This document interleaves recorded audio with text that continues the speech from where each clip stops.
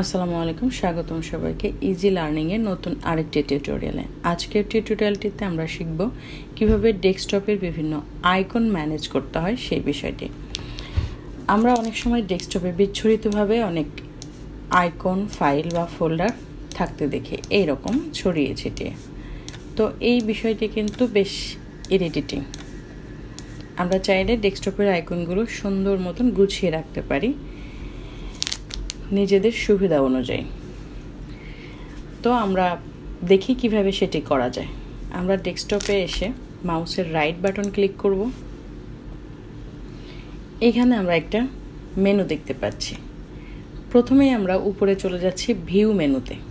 View মেনুতে আমরা যদি কার্সরটা রাখি তাহলে ডান সাইডে আরেকটা মেনু ওপেন হয়। এখানে আমরা দেখতে পাচ্ছি large icon, medium icons, small icons. অর্থাৎ আপনার ডেস্কটপের আইকনগুলো আপনি কোন সাইজে রাখতে চান এখানে সেই বিষয়টি দেখানো হচ্ছে। আমরা ধরে নিলাম আইকনগুলো স্মল করে নেব। স্মল অপশনে ক্লিক করে দিলে আমাদের ডেস্কটপের আইকনগুলো অনেক ছোট দেখাচ্ছে। আমরা যদি চাই ডেস্কটপের আইকনগুলো অনেক বড় করে দেখতে চাই তাহলে আমরা জাস্ট আবারও মাউসের রাইট বাটন ক্লিক করব, ভিউ ট্যাবে চলে যাব। এখান থেকে আমরা লার্জ আইকন করে দেব। দেখতে পাচ্ছেন ডেস্কটপের আইকনগুলো অনেক বড় দেখাচ্ছে। আপনার যদি দরকার মনে হয় এভাবে আপনি রাখতে পারেন, বাট আমার মনে হয় লার্জ এবং স্মল কোনোটাই প্রেফারেবল না। তো আমরা দেখি মিডিয়াম যে আইকনটা আছে সেটার অবস্থান কী হয়। আবারও মাউসের রাইট বাটন ক্লিক করলাম, ভিউ ট্যাব থেকে আমরা মিডিয়াম আইকনস এটাতে ক্লিক করে দিলাম। এখন দেখতে পাচ্ছি আইকনগুলো মোটামুটি ঠিক আছে। আপনি চাইলে মিডিয়াম পজিশনে রাখতে পারেন আইকনগুলো। ওকে, আমরা ভিউ ট্যাব থেকে আইকন অ্যারেঞ্জমেন্টের যে বিষয়টা সেটা শিখে নিলাম। এবার আমরা দেখতে পাচ্ছি ভিউ ট্যাবের নিচে আরও কয়েকটি অপশন আছে। Auto arrange icons.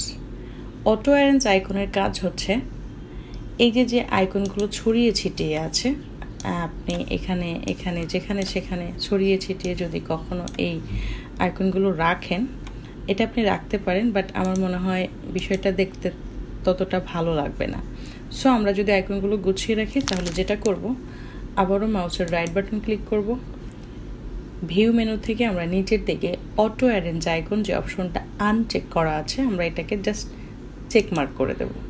এখন দেখেন আইকনগুলো কিন্তু নিজ নিজ জায়গাতে ফিক্সড হয়ে আছে। আপনি কিন্তু চাইলে এবার এটাকে কিন্তু এভাবে মুভ করাতে পারবেন না। অর্থাৎ আইকনগুলো অটোমেটিক্যালি নির্ধারিত স্থানে ফিক্সড হয়ে গেল।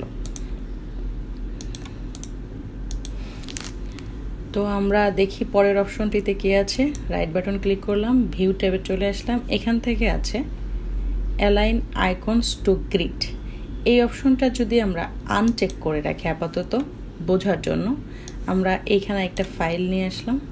আচ্ছা, এইখানে ওইটাকে একটু আমাদেরকে এটাকেও আনচেক করে রাখতে হবে ওটা বোঝার জন্য। তো আমরা একটা ফাইল এখানে নিয়ে আসলাম, একটা ফোল্ডার এখানে নিয়ে আসলাম। আবার ধরেন এই যে একটার উপরে আমরা আরেকটা দিয়ে দিচ্ছি। হ্যাঁ, এই গ্রিডগুলো স্তূপের মতো করে দিচ্ছি। একটার সাথে আরেকটা ওভারল্যাপ হয়ে যাচ্ছে।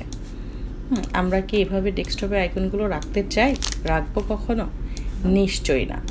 যদি কখনো আমাদের অজান্তে এই অপশনটা ভিউ, এই যে অ্যালাইন আইকনস টু গ্রিড অপশনটা আমাদের আনচেক করা থাকে তাহলে কিন্তু আমরা এই সমস্যাতে পড়ে যাব।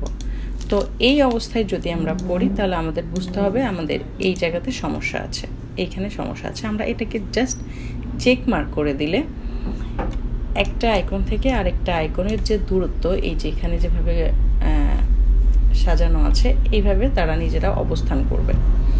তো আমরা এখানে যাচ্ছি, ভিউ ট্যাব থেকে আমরা চলে আসছি অ্যালাইন আইকনস টু গ্রিড অপশনটা ক্লিক করে দিলে দেখেন আইকনগুলো কিন্তু ওভারল্যাপ ছিল, এখন নিজেদের জায়গা মতো তারা ঠিকঠাক সেট হয়ে গেছে। আমরা এগুলোকে এবার হচ্ছে আমরা এইখানে যে অপশনটা ছিল অটো অ্যারেঞ্জ আইকনস, এই অপশনটা ক্লিক করে দিলে এই আইকনগুলো এই জায়গাতে এসে রিপ্লেস হবে।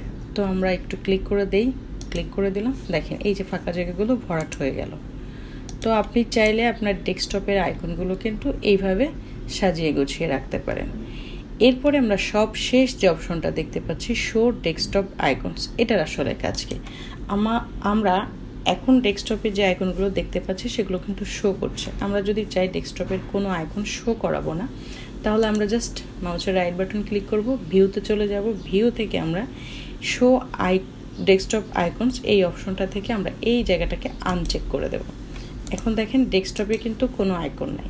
আপনি যদি নতুন করে কোনো ফাইল তৈরিও করেন, ফোল্ডার তৈরিও করেন, সেটা কিন্তু আপনি দেখতে পারবেন না। ঠিক আছে, এটা হচ্ছে হাইড হয়ে আছে। তো আমরা নিশ্চয়ই চাইবো না ডেস্কটপে আমরা যে ফাইল ফোল্ডার রেখেছি সেটা হাইড হয়ে থাকুক। আমরা অবশ্যই চাইবো সেটা শো থাকুক বা আনহাইড থাকুক।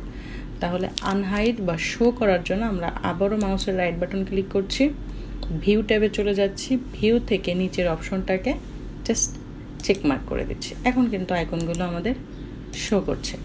আশা করি ডেস্কটপ আইকন নিয়ে আপনাদের ধারণাটা ক্লিয়ার হয়ে গেছে। আপনারা নিজেরা একটু এই বিষয়টা দেখে নেওয়ার চেষ্টা করবেন। আশা করি ভিডিওটি আপনাদের কাজে আসবে। ধন্যবাদ ইজি লার্নিংয়ের সাথে থাকার জন্য।